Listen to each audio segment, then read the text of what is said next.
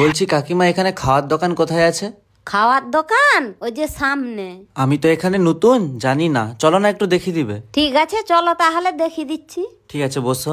कुछ हो गया कुछ पहली पहली এই দোকানটায় খেয়ে নাও যা খাওয়ার।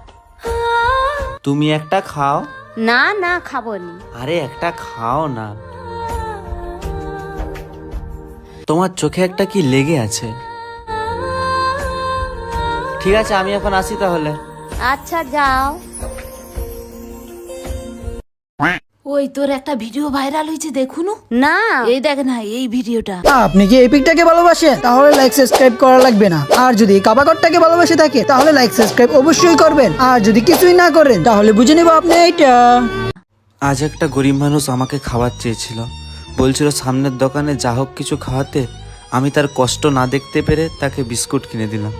বিস্কুট খেতে না খেতেই তার চোখে কান্না চলে এলো, কিন্তু ওটা ছিল খুশির কান্না, কারণ সে অনেক দিন না খেয়ে কাটিয়েছিল।